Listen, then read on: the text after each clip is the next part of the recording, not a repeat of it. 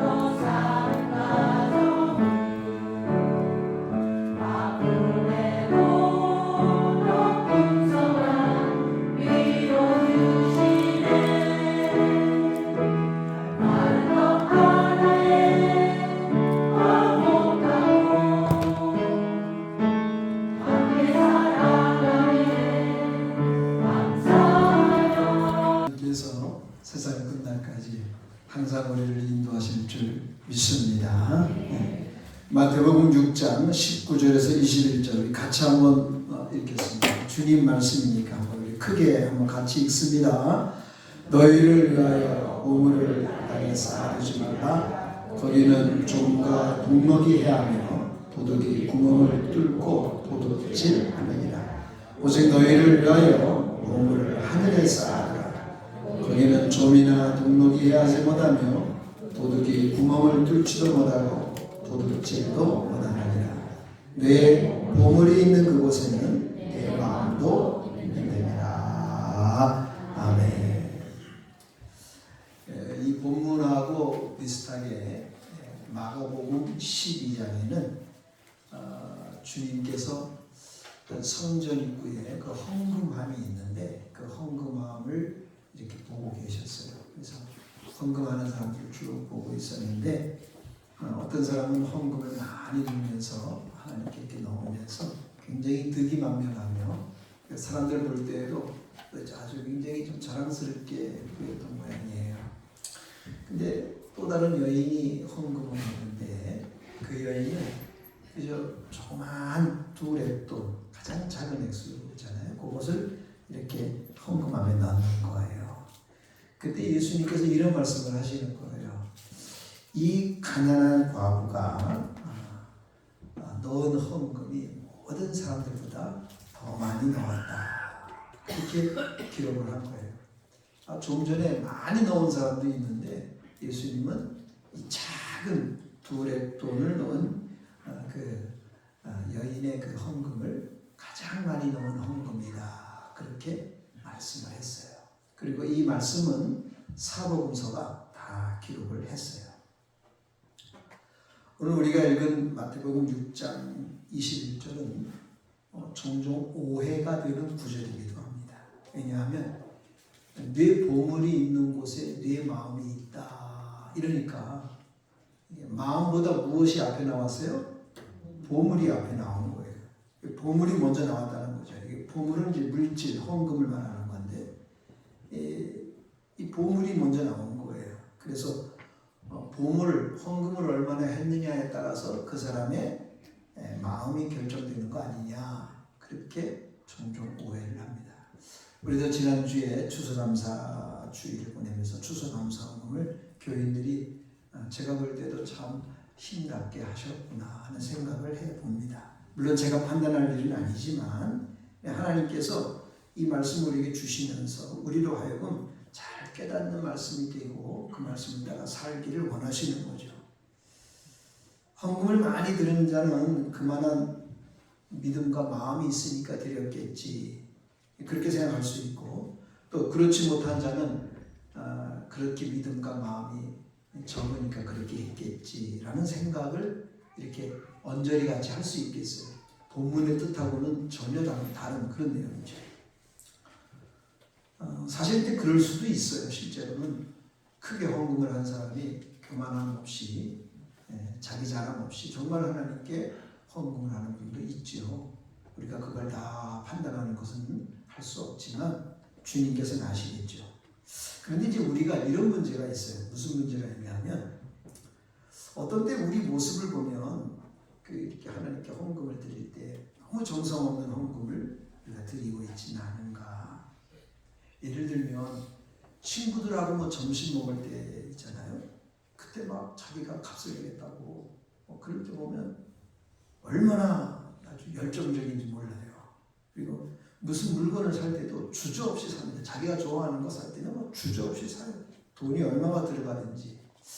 그런데 이제 하나님께 헌금할 때 좀 인색한 마음이 있지는 않은가. 사람들 앞에서 자랑하고 싶을 때는 얼마든지 그것을 다 이렇게 막 그냥 호화롭게 하면서 하나님 앞에 무엇을 드릴 때는 그러지 못한 게 아닌가 하는 생각을 해봅니다. 사실 주님께서 이 말씀을 하실 때 내 보물이 있는 곳에 내 마음도 있느니라 이 말씀을 그냥 그렇게만 보면은 문맥상 그럴 수도 있겠지만은 실제로 이 말씀을 하신 전후의 내용을 살펴보면 주님께서 이 보물보다 마음에 귀한 중점을 두고 있는 것을 볼 수가 있는 거예요. 그래서 이런 말씀을 하셨어요. 네가 구제할 때 오른손이 하는 것을 왼손이 모르게 하라. 사람들 앞에 보이지 말라 이 말이죠. 마음이 중요하다. 너 기도할 때 골방에 들어가서 하나님께 기도하라. 사람에게 보이려고 자꾸 그러지 말고 하나님께 단둘이 만나는 마음을 다하는 기도를 하라. 예수님이 하신 말씀이에요. 금식할 때도 사람들한테 보이려고 얼굴 흉하게 하고 나 금식한다 이런 표현하지 말라고 그랬어요. 아주 금식 안 하는 사람 같이 그렇게 표정을 하라. 이 주님의 말씀이에요. 헌금할 때에도 마음과 정성으로 해야지 사람들 보는 앞에서 자기 헌금 많이 냈다 이런 걸 나타내는 것은 하나님 기뻐하지 않는다. 너희가 무엇을 먹을까? 무엇을 마실까? 무엇을 입을까? 뭐 하지 말라? 염려하지 말라. 염려는 뭐예요? 마음의 염려는 마음이에요. 염려하지 말라. 그렇습니다. 주님께서 내 보물이 있는 곳에 내 마음도 있다라는 이 말씀 전후 문맥에는 이런 말씀들이 다 포진되어 있는 거예요. 그러니까 이 말씀들을 쭉 살펴보면 이 문맥이 보물을 이야기하고 있는 게 아니라 마음을 이야기하셨구나. 그런 걸 볼 수가 있는 거죠. 우리에게 마음과 중심이 있는 정성과 진심, 그런 헌금, 그런 모습은 하나님께서 기뻐하시는 겁니다. 그래서 이 본문을 우리가 잘 해석을 하고 깨달으셔야 돼. 주님이 말씀하시려고 하는 건 헌금이 아니었구나. 주님이 말씀하시려고 하는 것은 무엇이었을까요? 우리의 마음이었구나. 그런 것이에요. 그럼에도 불구하고 어떤 이들은 교회에서 헌금을 많이 한다고 그것을 자랑하는 사람도 있고 어떤 사람은 교회에서 이 헌금 많이 한 것으로 권세를 부리는 사람도 있고 예전에는 그런 사람도 있었어요. 헌금을 많이 하면 교회 직분을 받을 수 있다는 그런 잘못된 생각을 예전에는 했었어요. 지금은 그렇게 생각하는 사람들이 없지만 이게 다 잘못된 것들이죠. 검을 쓰는 자는 검으로 망하듯이 돈을 쓰는 자는 돈으로 망합니다. 여러분, 마술사 시몬이 제자들이 막 놀라운 능력을 행하는 걸 보고 돈을 줘가지고 나한테도 그런 성령의 은사를 주셔서 내가 예수의 이름으로 말하면 귀신들이 다 물러가게 해주세요. 그러니까 제자들이 네가 돈과 함께 망할지어다. 성령의 은사를 돈으로 살려고 하느냐 그렇게 책망을 했지요. 사도행전 5장에 보면 아나니아와 삽비라가 나옵니다. 둘 다 훌륭한 사람이었는데 하나님께 헌금을 많이 했어요. 그것은 죽었어요. 왜 헌금을 그렇게 많이 했는데 죽었어요? 하나님을 속이고 사도 베드로를 속이고 교회를 속였어요. 그 마음이 속인 거예요. 속인 마음이. 하나님께서 그거 받으시지 않죠. 또 예루살렘 교회 6장에 보면 헬라파 교인들과 히브리파 교인들이 막 싸웠어요. 왜 싸웠느냐? 구제비 문제 가지고 우리를 더 도와줘야지 왜 저 사람들만 저렇게 하는 거야? 그런 다툼이 막 생긴 거예요. 참 이게 볼썽사나운 모습이 예루살렘 교회에 있었어요. 이 헌금, 연보에 대한 내용이 신약에 한 10번 정도 나오는데 모두 예수님과 사도 바울이 말한 내용입니다. 헌금에 대해서 예수님은 마음을 강조했고 사도 바울도 풍성한 감사와 마음의 정성을 강조했습니다. 근데 두 분의 말씀을 가만히 살펴보면 11조를 낼 것이냐 말 것이냐 그 문제가 되지 않았어요. 하나님께 헌금을 낼 것이냐 말 것이냐 그건 문제가 되는 게 아니에요. 기본적으로 다 하는 거예요. 하나님을 믿는 성도들은 기본적으로 그걸 다 합니다. 그럼 뭐가 문제냐 이 말이에요. 예수님 당시에는요. 이 헌금 내는 걸 가지고 과시하고 자랑하고 어떻든지 자기를 나타내려고 애를 쓰는 거예요. 그런 것이 있는 거예요. 그래서 어느 교회에서는 하나님께 헌금 드릴 때 이름도 안 밝힙니다. 예전에는 이름 쓰고 뭐 얼마를 냈느니 뭐 이런 거 다 적었는데 이제 그런 거 안 적었어요. 근데 그런 게요 일장일단은 있습니다.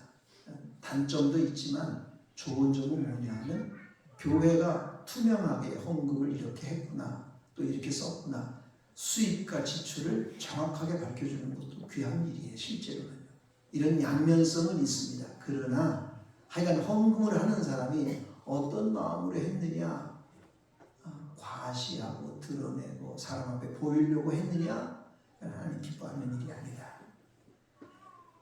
그런 게 예수님 당시에는 문제였고 사도 바울 당시에는 무슨 문제가 있었냐면은 사도 바울 당시에는요 인색한 마음이 많았어요. 하나님께 헌금하는 걸 너무 인색하게 하는 거예요. 예수님은 공생의 사역이 3년 정도입니다. 그리고 특별히 유대나라 예루살렘과 갈릴리를 중심으로 사역을 하셨어요. 근데 사도 바울은 한 30년간 했어요. 굉장히 많이 했습니다. 그러면서 여러 세월 복음을 전하고 여러 곳을 다니고 별별 사람을 다 만나봤어요. 별별 지역을 다 다녔어요. 오래 믿은 사람도 만나보았고 같이 믿은 사람도 만나보았고 헌금에 대해서 교육을 잘 받은 사람도 만나보았고 교육을 잘 받지 못한 사람도 만나봤어요. 자수성가해가지고 부자가 된 그 두아디라의 자주장사 루디아 같은 사람도 만나봤고 돈의 노예가 된 사람도 만나봤어요. 그리고 남의 돈을 훔쳐간 사람도 만나봤어요. 오네시모 같은 사람도 만나봤어요. 그러니까 사도 바울은 모든 많은 사람들을 다 만나봤어요. 그러면서 사도 바울이 하는 말이 뭐냐면 돈을 사랑함이 일만하게 뿌리다. 예수님도 그런 말씀하셨죠. 하나님과 재물을 겸하여 섬길 수 없다. 이 물질이 우리 인간 생활에 꼭 필요하고 중요한 건데 하나님의 자리에 올라와 있는 거예요. 내 마음을 다 막 그냥 병들게 하고 막 교만하게 하고 인색하게 하고 막 그게 다 뭐예요? 그런 물질에 대해서 내가 올바른 자세를 갖지 못하니까 그렇게 어려운 노예가 되어버리고 마는 거죠. 사도 바울이 그런 말을 했습니다. 고린도후서 9장 7절에 각각 그 마음대로 정한 대로 할 것이요 인색함이나 억지로 하지 말고 하나님은 즐겨내는 자를 사랑하느니라 이렇게 말씀을 했어요. 그러니까 유대인 중심 사역을 했던 예수님은 유대인들이 하나님께 무엇을 드리고 헌신하고 연보하는 것 이미 잘 훈련된 사람들이에요. 아주 잘 배운 사람들이에요. 어렸을 때부터 헌금 교육은 부모로부터 잘 배웠어요. 그래서 그들이 인색한 마음은 없어요. 그런데 자랑하고 과시하고 저 사람보다 내가 더 많이 복을 받아서 많이 하나님께 드린다는 걸 은연중에 나타내려고 하는 그런 마음이 예수님 당시에 있었어요. 그러니까 감사가 사라지고 그 헌금을 가지고 자기 자랑을 하는 표현을 하게 되었다는 것입니다. 어떤 사람은 헌금을 많이 할 때 하나님이 그걸 알아주면 됐지 뭐 그런 마음이 있는가 하면 어떤 사람은 내가 이렇게 헌금을 많이 했는데 누군가는 알아줘야지 자기도 모르게 자기 안에서의 싸움이 있는 거예요. 여러분, 헌금뿐만이 아닙니다. 교회 봉사도 마찬가지예요. 교회 봉사도요, 사람이 알아주기를 바라는 거예요. 예수님은 오른손이 하는 걸 왼손이 모르게 하라고 했는데 이 말은 귀에 들어오지도 않아. 그냥 나서서 앞에서 그냥 내가 이 일을 했다는 것을 사람들한테 보이기를 원하고 알아주기를 원하는 거예요. 가정 안에서도 그래요. 알아주기를 원하는 거예요. 좀 적절함이 있어서 서로 이렇게 격려하고 위로해 주는 건 좋지요. 근데 알아주지 않으면 화가 나고 그냥 마음속이 불편하고 이런 것들은 하나님께서 기뻐하지 않는 모습들이다. 저 사람은 헌금을 많이 해서 이런 소리를 듣고 싶어하는 것이 하나님께서 기뻐하는 일이 아니라는 겁니다. 그러다 보니까 사람들이 헌금할 때 사람들 보는 앞에서, 이 예수님 당시에도요, 사람들 보는 앞에서 자기 주머니를 드르륵 하고, 동전이니까 거의 다 드르륵 하고 내는 거예요. 항아리의 소리가 얼마나 또 커요. 그냥 쨍그랑 바랑당당 소리 나니까 와, 헌금을 많이 했네. 가난한 과부는 조그만 거 소리도 안 나요. 조그만 거 되게 띠기대기 나는 거. 누가 알지도 못하고 소리도 안 나는 거예요. 무슨 주머니에서 놓지도 못하는 거예요. 그냥 손에서 이렇게 나는 거예요. 헌금을 많이 하면 믿음이 좋고 헌금을 적게 하면 믿음이 나쁘다는 건 절대 옳지 않습니다. 헌금의 많고 적음이 문제가 아니라 그 사람의 진정한 마음이 있느냐 없느냐가 기준인 것입니다. 예수님은 지금 그 마음을 우리에게 알려주기를 원하는 것입니다. 주님은 헌금을 많이 하고 자랑한 사람을 책망하셨고 바울은 인색한 마음을 가진 사람을 책망했습니다. 예수님과 바울 모두 마음에 관해서 말씀을 하는 거예요. 그렇습니다. 하나님은 무엇을 보세요? 마음을 보십니다.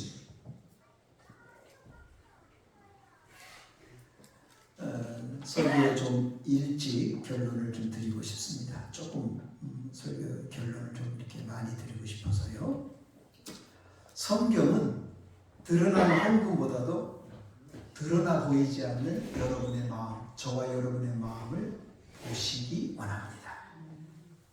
하나님은요, 여러분 이걸 아셔야 돼요. 하나님은 이미 아무것도 필요 없을 정도로 하늘과 땅과 온갖 금은 보화와 모든 보석과 크고 작은 것, 보이는 것 보이지 않는 것 모든 것의 주인이세요. 하늘과 땅의 온갖 보화 보물이 다 주님의 거예요. 여러분들이 많이 드린다고 해서 하나님이 부유해지고 여러분들이 아무것도 안 드린다고 해서 하나님이 가난해지지 않습니다. 하나님은 스스로 구하신 분이에요. 재물보다 마음입니다. 그것이 주님의 가르침이고 성경의 가르침입니다. 여러분들, 저와 여러분의 마음, 이 마음, 여러분 마음 한번 생각해 보세요. 지금 나의 이 마음은 누구로부터 배운 것일까? 여러분, 다 마음도 배웁니다. 우리 사람도 배우고 어린아이도 배웁니다. 아무것도 안 배우는 것 같지만 다 배웁니다. 보고 듣고 배웁니다. 그래서 마음도 그렇게 배우는 거예요. 여러분의 마음 누구로부터 배웠습니까? 어디서 배웠습니까?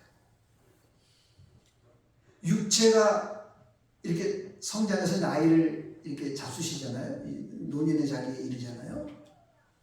저와 여러분의 마음도 자라납니다. 어른의 마음, 성숙한 마음, 성경에서 가르치고 배운 그런 마음으로 잘 자라나야 하는 것입니다. 그것을 훌륭한 성장, 성숙이라고 볼 수가 있는 것이죠. 여러분, 저와 여러분의 죄된 마음을 주님께서 십자가에서 용서해 주셨습니다. 자기밖에 모르는 이기적인 마음, 자신만 알기를 원하는 이기심 가득한 내 마음, 별로 그렇게 아름다워 보이지 않는 마음, 특별히 죄와 허물로 막 쪄들고 병들고 저주와 죽음 아래 있는 이 마음, 슬픈 마음, 이 마음을 주님께서 십자가에서 깨끗이 용서해 주셨어요. 그리고 새로운 피조물로 새로운 마음을 새술은 새 부대에 담아야 하듯이 나를 새롭게 해 주셨습니다. 보라, 이전 것은 지나갔다. 새 것이 되었도다. 저와 여러분은 주님이 그렇게 마음을 가르쳐 주신 거예요. 그래서 너희 안에 이 마음을 품으라. 무슨 마음이에요? 예수님 마음. 예수님 마음. 여러분의 마음은 예수님의 마음이에요. 여러분들이 꼭 기억하셔야 됩니다. 갈라디아서 2장 20절에 내가 그리스도와 함께 십자가에 못 박혀 죽었다 그랬어요. 이제 내가 사는 것은 내가 사는 것이 아니요 내 안에 그리스도가 사시는 거라 그랬습니다. 사랑하는 여러분, 여러분 마음속에 주님이 계십니까? 믿는 사람은 주님이 계신다고 고백합니다. 물론 부족하고 연약할 수 있어요. 또 실수할 수 있어요. 그렇게 안 했으면 좋았을 뻔한 그런 순간들도 있어요. 괜찮아요. 그래도 주님이 떠나시는 거 아니에요. 우리를 잘 알려주시고 가르쳐주시고 두려워하지 마, 놀라지 마, 내가 너와 함께해. 주님께서 우리와 함께 하시는 거예요. 어떤 때는 형제하고 싸우고 다툴 수도 있어요. 어떤 때는 부부끼리 다툴 수도 있어요. 가족 안에서, 동네 안에서, 사회 안에서, 지역 안에서 만나는 사람끼리 좀 언짢은 일이 있을 수 있어요. 주님께 주님, 제가 좀 실수를 했어요. 말에 실수가 있었어요. 표정에 실수가 있었어요. 용서해 주세요. 주님이 내 마음 만지시고 나를 새롭게 하실 줄을 믿습니다. 여러분들은 새로운 비전을, 새로운 마음, 예수님의 마음을 가진 사람들이 그렇기 때문에 여러분들의 마음을 새롭게 해야 돼요. 여러분들의 마음을 주님이 가르쳐준 말씀으로 여러분의 마음도 성숙하고 성장해야 되는 것입니다. 여러분들의 마음이 추하고 더럽고 인색하고 까칠하고 날카롭고 쓴뿌리 같은 마음이 있으면 안 되는 거예요. 그건 하나님이 기뻐하는 마음이 아니에요. 주님의 마음을 가지고 살아가시길 바랍니다. 사랑하는 여러분들, 예수님이 헌금 이야기를 했어요. 보물 이야기 했잖아요. 근데 주님이 정말 말하고자 말씀하고자 하는 것은 보물이 아니었어요. 헌금이 아니었어요. 주님이 말씀하시고자 하는 건 무엇이었습니까? 우리의 마음이었어요. 마음을 다하는 것. 사랑하는 성도 여러분, 사실 우리에게 있는 모든 것이 다 주께로부터 온 것입니다. 여러분들은 이 땅에 태어날 때 아무것도 가지고 오지 않았습니다. 여러분들이 갈 때에도 아무것도 가지고 갈 수가 없습니다. 모든 것이 주께로부터 왔고 모든 것이 주께로 돌아갈 겁니다. 여러분은 잠깐 사용하고 맡겨진 것 관리하는 것 뿐입니다. 내 것이 아닙니다. 여러분의 것은 없습니다. 실제로 재물과 시간, 건강, 신분, 환경, 이 모든 것이 하나님의 것입니다. 하나님의 뜻대로 살아가시기를 축원합니다. 그것이 하나님이 원하시는 아름다운 뜻입니다. 그리고 이 재물 속에 담겨있는 하나님의 뜻입니다. 오늘 주님께서 이 말씀을 통해서 여러분들이 지난 시간에 하나님께 헌금하고 오늘도 하나님께 헌금을 하고 할 때 하나님은 여러분이 헌금할 때 헌금을 보시지 않고 저와 여러분의 마음을 보십니다. 예수님 당시에 과시하고 자랑하려고 하는 마음 갖지 말고 바울 당시에 인색하고 까칠한 마음 갖지 말고 하나님께 헌금할 때뿐만 아니라 교회 안에서나 혹은 가정에서나 혹은 사회공동체 안에서 내가 봉사하고 섬길 때에도 내 마음을 보시는 주님 앞에서 우리가 이 모든 것을 행하는 것입니다. 사랑하는 성도 여러분, 오늘 주신 말씀을 마음 가운데 깊이 묵상하고 담아두고 여러분의 남은 인생과 시간이 얼마이든지 간에 주님과 동행하고 주님이 원하시는 주님의 마음을 가지고 살아가는, 지금 잘 안 될 수 있어요. 하고 싶은데 잘 안 될 수 있어요. 괜찮아요. 오늘 주신 말씀을 배웠으니까 이 말씀을 마음에 담아두고 조금씩 실천해 나가는 거예요. 주님이 여러분과 함께 하십니다. 여러분을 주님의 마음, 주님이 원하시는 자리에 주님이 반드시 이끌어 가십니다. 주님은 여러분을 통하여 영광을 받으시기 원하십니다. 주님은 여러분의 손과 손을 잡고 하나님 나라에 함께 임하기를 원하십니다. 우리가 믿음으로 이미 다 하나님 나라 안에 있지만 주님 다시 오실 때에 우리가 영광스럽고 아름다운 그 나라에 임할 때까지 주님이 우리를 떠나지 않고 내 마음속에서 나와 함께 하시고 오늘도 나에게 말씀해 주십니다. 그 말씀을 마음 가운데 들으시고 순종하고 주님과 동행하는 이 한 주간 남은 인생의 시간과 삶이 되기를 주의 이름으로 축원합니다.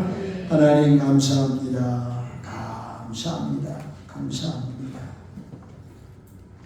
이제껏 내가 산 것도 주님의 은혜요, 나의 나된 것도 주님의 은혜임을 고백합니다. 죄와 허물로 죽은 우리였습니다. 주님께서 십자가 지심으로 우리를 구원해 주시고 죄 용서해 주시고 죽음 사망 권세 이기시고 부활의 소망을 우리에게 주셨습니다. 우리는 옛사람이 아니고 새사람이며 죽은 자가 아니고 산 자이며 주님 내 안에 계셔서 나도 주님 안에 거하고 주님 내 안에 거하는 영적이고 신령한 사람들입니다. 그러므로 마음을 다하고 뜻을 다하고 정성을 다하고 힘을 다하여 하나님 사랑하게 하옵시고 내 이웃을 내 몸처럼 사랑하라는 주의 말씀을 잘 순종하고 실천하며 사는 저희들의 남은 시간과 인생이 되게 해 주시옵소서. 예수님의 이름으로 기도합니다. 아멘.